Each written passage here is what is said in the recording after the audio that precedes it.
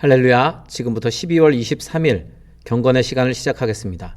다 같이 찬송가 112장을 찬송하겠습니다.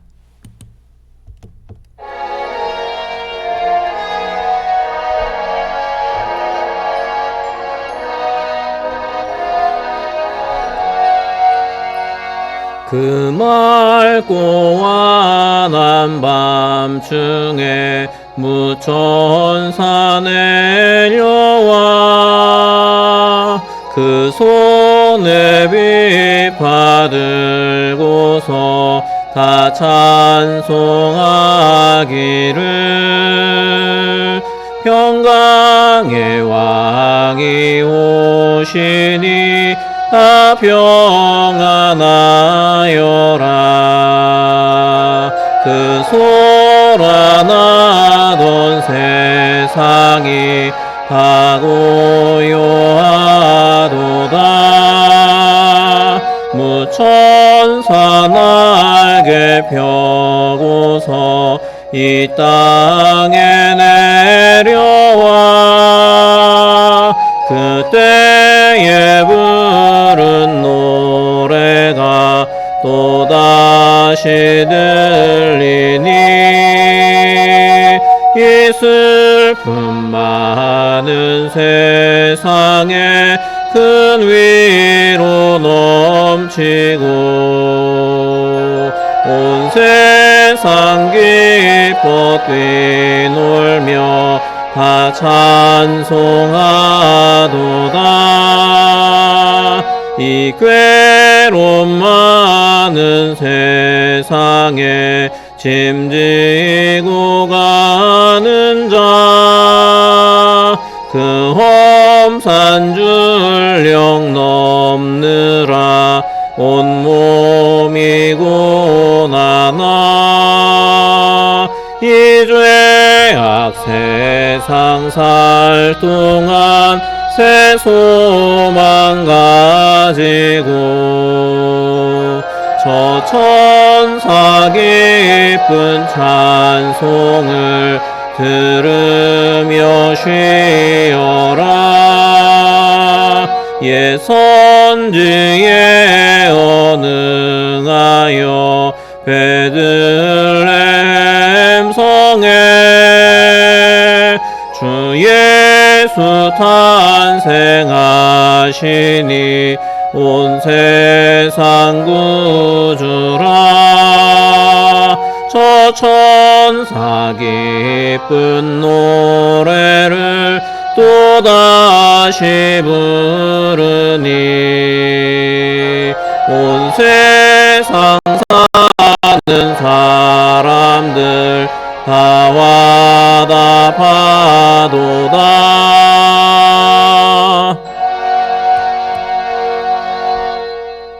사도신경으로 신앙 고백합니다.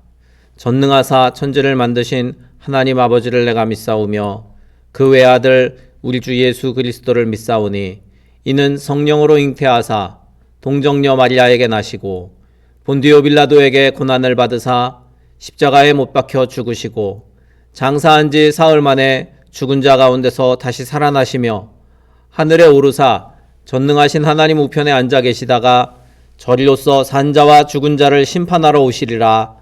성령을 믿사오며 거룩한 공회와 성도가 서로 교통하는 것과 죄를 사하여 주시는 것과 몸이 다시 사는 것과 영원히 사는 것을 믿사옵나이다. 아멘. 하나님의 말씀 누가복음 1장 26절부터 38절까지의 말씀입니다. 누가복음 1장 26절부터 38절까지의 말씀.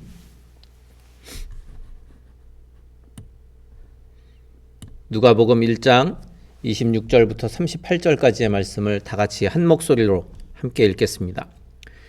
여섯째 달에 천사 가브리엘이 하나님의 보내심을 받아 갈릴리 나사렛이란 동네에 가서 다윗의 자손 요셉이라 하는 사람과 약혼한 처녀에게 이르니 그 처녀의 이름은 마리아라. 그에게 들어가 이르되 은혜를 받은 자여 평안할지어다.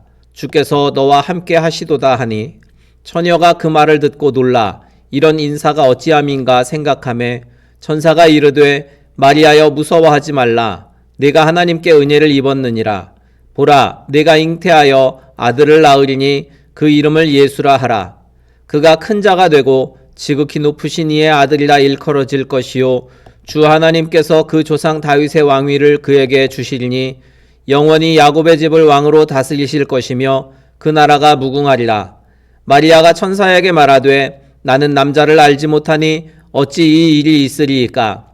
천사가 대답하여 이르되 성령이 내게 임하시고 지극히 높으신 이의 능력이 너를 덮으시리니 이러므로 나실 바 거룩한 이는 하나님의 아들이라 일컬어지리라. 보라, 내 친족 엘리사벳도 늙어서 아들을 배었느니라. 본래 임신하지 못한다고 알려진 이가 이미 6달이 되었나니 대저 하나님의 모든 말씀은 능하지 못하심이 없느니라. 마리아가 이르되 주의 여종이 오니 말씀대로 내게 이루어지이다 하매 천사가 떠나가니라. 아멘. 오늘 말씀의 제목은 하나님께서는 이렇게 구원하신다라는 제목입니다. 오늘부터 이제 성탄절에 관련된 말씀을 3일 동안 성탄절까지 함께 나누게 됩니다.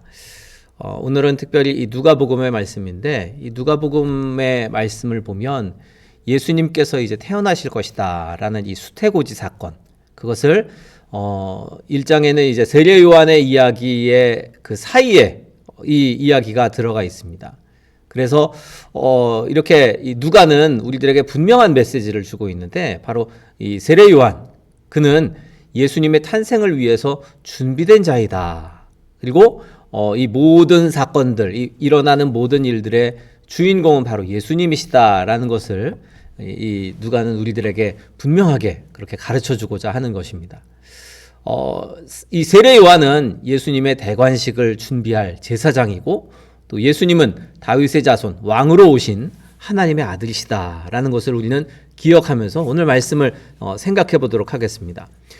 이 세례 요한의 출생 예고가 앞서 있었는데 그 예고는 성전에서 이루어졌습니다. 그러나 예수님의 그 출생 수태고지는 변방 나사렛에서 이루어집니다. 성전에서 출생의 예언이 임한 이 제사장 가문의 요한과는 달리 다윗의 자손이긴 했지만 그러나 사람들의 주목을 받을 만한 어떤 요소도 갖추지 않았던 이 요셉과 정혼한 마리아, 그가 이제 은혜를 입게 됩니다. 천사 가브리엘이 마리아를 찾아온 것은 이 사사기의 말씀 가운데 이제 하나님의 사자가 기드온을 찾아온 모습을 떠올리게 합니다. 왜냐하면 천사가 찾아와서 이 하나님의 사자가 그 기드온을 찾아와서 한 말이 큰 용사여 주께서 너와 함께 하시도다 라고 말했는데 이 마리아에게는 이제 천사가 찾아와서 은혜를 받은 자여 주께서 너와 함께 하시도다 라는 말씀을 전하게 됩니다. 이 기드온 같은 경우는 이제 미디안 그 세력이 두려워서 포도주 틀에서 밀을 타작하던 그러한 두려움이 많은, 또 어찌 보면 참 이 평범한 그러한 사람이었는데 그 기드온에게 선포된 그 말씀, 그런 것처럼 이 마리아에게 선포된 것은 마리아에게 선포된 이 말씀은 정말 누구보다도 작은 자이고 또 그렇게 뛰어난 자가 아니지만 그러나 하나님께서 그를 통해서 역사를 이루신다, 하나님의 일들을 이루어 가신다라는 것을 보여줍니다. 그러니까 이 기드온과 같이 연약한 자를 통해서 역사하셨던 하나님께서는 또 마리아와 같이 이렇게 연약한 여인을 통해서 하나님의 구원이 임하게 된다라는 것을 보여줍니다. 이처럼 하나님의 역사는 어떤 위대한 사람들, 또 무엇인가 많이 가지고 있는 사람들을 통해서가 아니라 오히려 낮고 작은 자로부터 정말 어찌 보면 미약하게 그렇게 시작되는 모습들이 참 많다라는 것을 성경을 통해서 발견합니다. 이제 나이가 많은 엘리사벳이 잉태하게 되었는데 그것보다도 더 불가능한 일이 이제 처녀가 잉태한다라는 예언입니다. 근데 그 예언이 이제 마리아에게 주어집니다.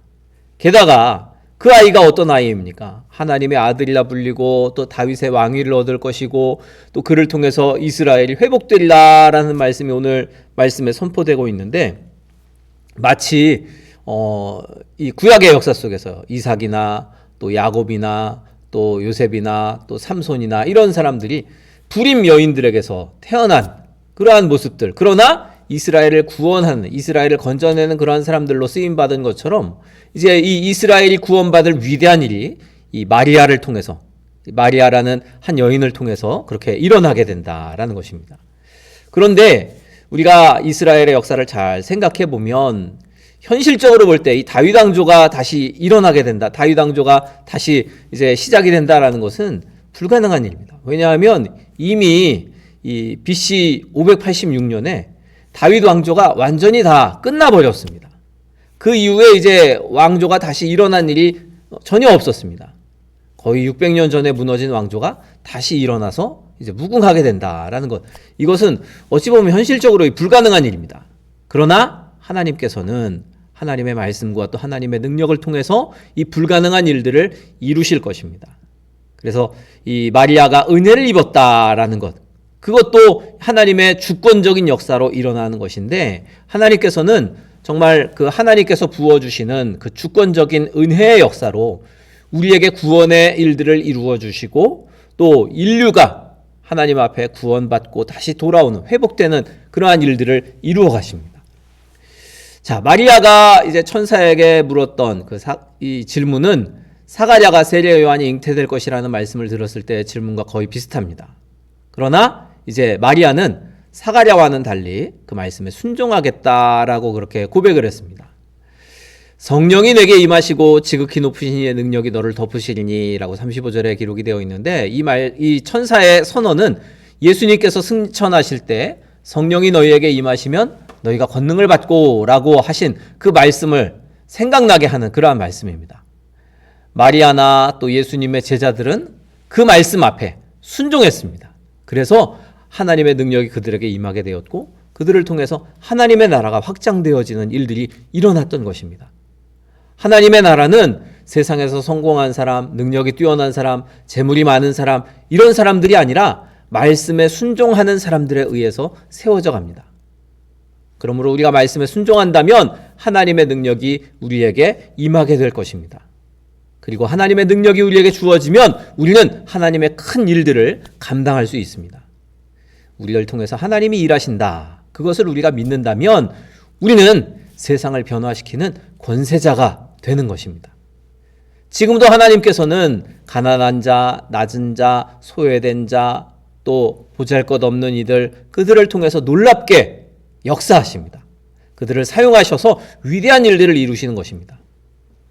그러므로 우리가 비록 작고 연약해 보여도 불가능한 일을 가능하게 하시는 주님은 믿는 자들을 통해서 위대한 일들을 이루어 가실 것입니다.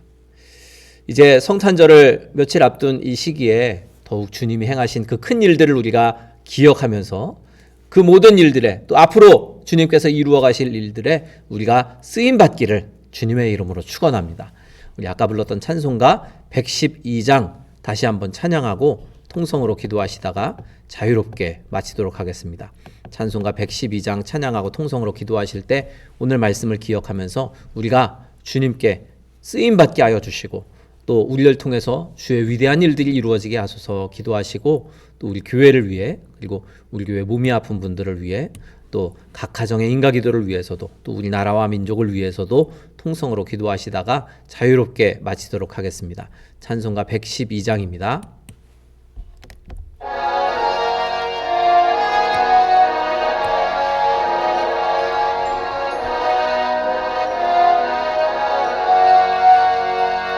그 맑고 환한 밤중에 무천사 내려와 그 손에 빛 받들고서 다 찬송하기를 평강의 왕이 오시니 다 평안하여라.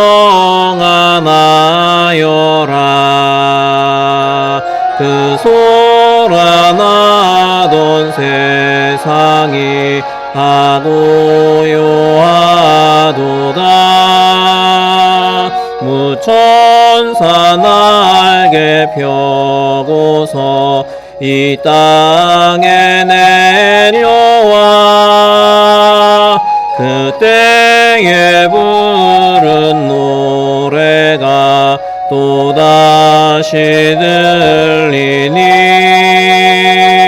이 슬픈 말 많은 세상에 큰 위로 넘치고 온 세상 기뻐 뛰놀며 다 찬송하도다. 이 괴로움 많은 세상에 짐지고 가는 자, 그 험산 줄령 넘느라 온몸이 고난아. 이 죄악 세상 살 동안 새 소망 가지고 저 천사 기쁜 찬송을 들으며 쉬어라. 옛 선지에 언응하여 베들레헴 성에 주 예수 탄생하시니 온 세상 구주라. 저 천사 기쁜 노래를 또다시 부르니 온 세상 사는 사람들 다 와답하도다. 주여 세 번 부르죠. 기도합니다. 주여 주여 주여